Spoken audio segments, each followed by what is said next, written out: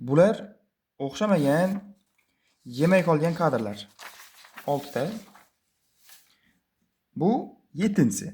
Bu o'xshadi. Bu o'xshadi. Men nima demoqchiman? YouTube algoritmi shunday ko'proq ko'rilgan va layklar sonidan kelib chiqib videolar tavsiya qilinadi. Ko'pchilikka foydali bo'lishi uchun videoga layk bosing va obuna bo'lib qo'ying. Endi videoni boshlaymiz. Assalomu alaykum do'stlar. Yozma va konuşma bo'limidagi eng muhim xatolardan biri bu n harfining ortishi hisoblanadi. Formulasi bu: so'z uchinchi shaxs birlik yoki ko'plikda bo'ladi. Uning izidan egalik qo'shimchasi qo'shasiz. Egalikdan keyin kelishik qo'shimchasi qo'shilsa, mana shu egalik va kelishishning orasida n harfi ortishi kerak. Misol: uning bog'ida deb aytmoqchisiz deylik. Bog' asos, egalik qo'yilyapti, kelishik qo'yilyapti. Umumiy 3 ta birlik bo'lyapti. Endi turkchada shuni aytib ko'ramiz, turk tilida. Formula bo'yicha ketamiz. So'z baxchi asos. Endi nechanchi shaxsda? Aytmoqchimiz uning bog'ida. Kimning bog'ida? Uning. Demak, uchinchi shaxs birlikda. Mana uchinchi shaxs birlik. Endi egalik qo'y deyapti. Egalik qo'shimchasini qo'yamiz. Egalik bu endi qizil yozamiz endi. Baxchi bo'ldi. Baxchi si. Mana egalik qo'ydim. Egalik. Endi n ni orttir deyapti. N ni orttiramiz. Mana n ortdi. Endi bog'ida dani bu yerdan dani qo'shishimiz kerak. Baxchisin d bo'ldi.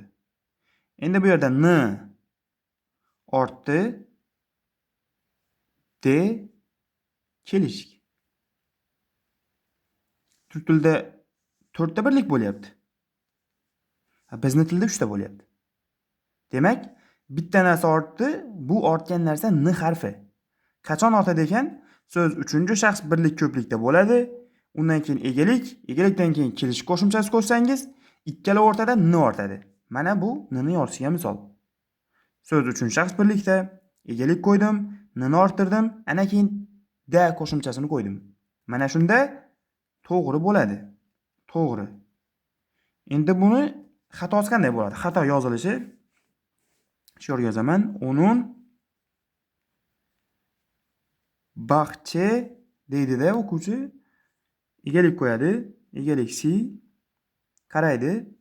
So'z mana. Uning bog'ida. Bog', baxchi, egalik.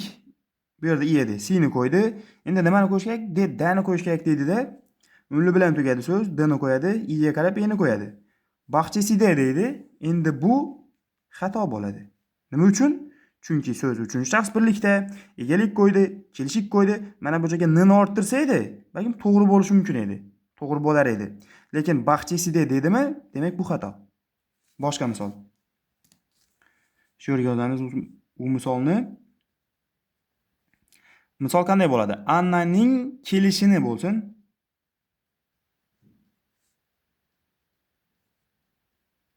Men shish qo'shimchasini ham qo'shib qo'ydim. Demak, bu yerga tarjimani yozamiz. Annaning kelishini deymiz. Xo'p, asos. Endi asosni mana shu ikkalasini bitta asos deb olaylik. Bu yerda endi gel degandan keyin me shish qo'shimchasi qo'yilyapti. Bunga chalg'maymiz. Xo'sh, so'z nechanchi shaxsda? Kimning kelishini? Uning kelishini. Kimning? Uning.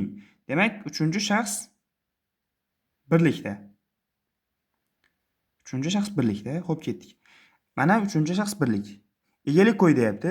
Egalik gelme si yozdim. Endi n ni orttir deyapti. Xo'p, mana n ni yozaman. Xo'p, endi gelmesin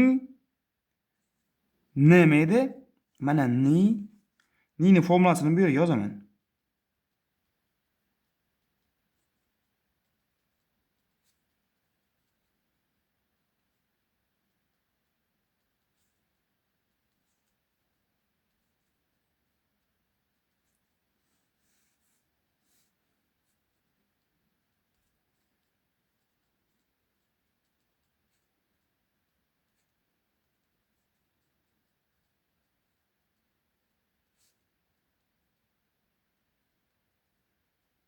Xo'p, demak, ni ni formulasini yozib bo'ldim.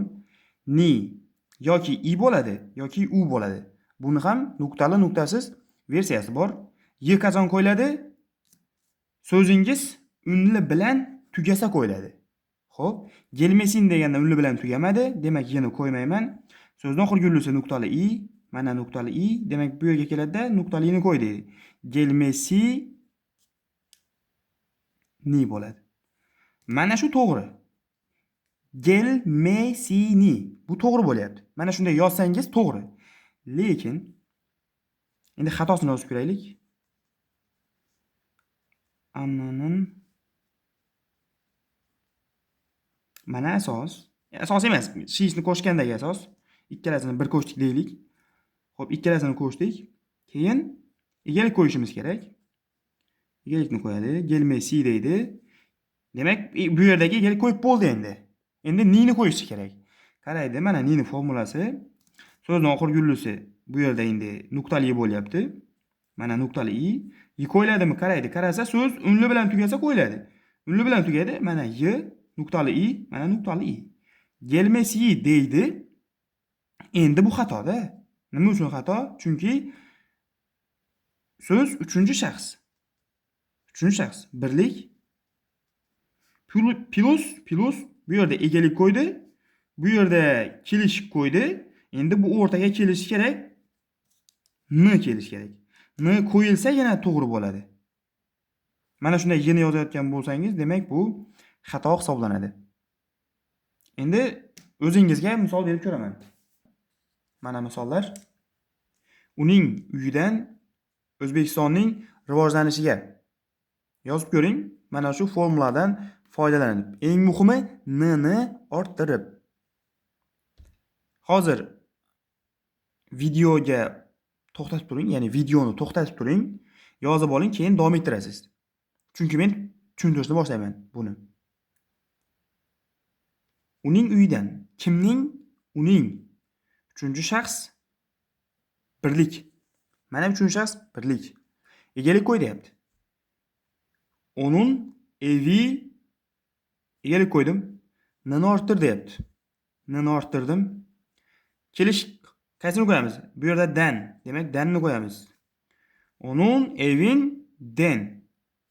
Bu to'g'ri. Bu to'g'ri. Agar eviden degan bo'lsangiz, bu xato. Ikkinchisiga o'tamiz. O'zbekistonning rivojlanishiga. Demak, uchinchi shaxs birlik. O'zbekiston uchinchi shaxs birlikda. Chunki bitta O'zbekiston bor-da, O'zbekistonlar yo'q. Bitta O'zbekiston bor, shuning uchun uchinchi shaxs birlik. Ketdik. Egalik qo'y deyapti. Egalik. Gelişmesi egalik qo'ydim. Nini orttir deyapti. Nini qo'ydim. Kelish qo'y deyapti. Qaysi kelishik? Ga. So'zimning oxirgi unlisiga qarayman i. Shuning uchun eni qo'ydim. Gelişmesine bo'ldi. Mana shunday tartibda yoziladi. N orti. Endi buni to'g'ri deymiz. Siz mabodosiga gelişmesiye desangiz, mana shunday yozgan bo'lsangiz, ana endi bu xato. Nima uchun xato? Mana bu bo'lganligi uchun. Mana shu joyda y ni yozgan bo'lsangiz xato. N bo'lishi kerak. Lekin mana bu yerga rivojlanishiga desam, mana shu yerda yakkama-yakka solishtirib chiqilsa to'g'ri, 100% to'g'ri. Hammasiga shishini qo'ysak, egalikni ko'rsak, gani qo'ysak, hammasi to'g'ri ketgan. 100% to'g'ri. Lekin mana bu formulada xato. Nini orttiring. Mana bunday yozing. Ana shunda to'g'ri bo'ladi. Demak, videomiz tugadi. Har doimgidek kichkinagina reklamamiz bor. Kurs reklamasi. Turk tili kurslari mavjud. Onlayn va offlayn. Offlayn keladigan o'quvchilarga manzil Urganch shahri Amir Temur istirohat bog'i ichidagi yoshlar markazida bo'lib o'tadi. 2-qavatda. Dars davomiyligi har kun. Kurs narxi. Eng muhimi shu kurs narxi bo'ladi o'zi. Kurs narxi ikki xil bo'ladi. Birinchisi, oilaviy sharoiti og'ir bo'lsa, masalan, temir daftarga kirgan bo'lsa,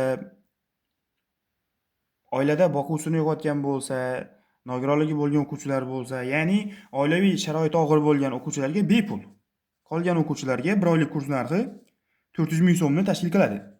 Murojaat uchun telefon raqamlar, Telegram kanal bemalol murojaat qilsangiz bo'ladi.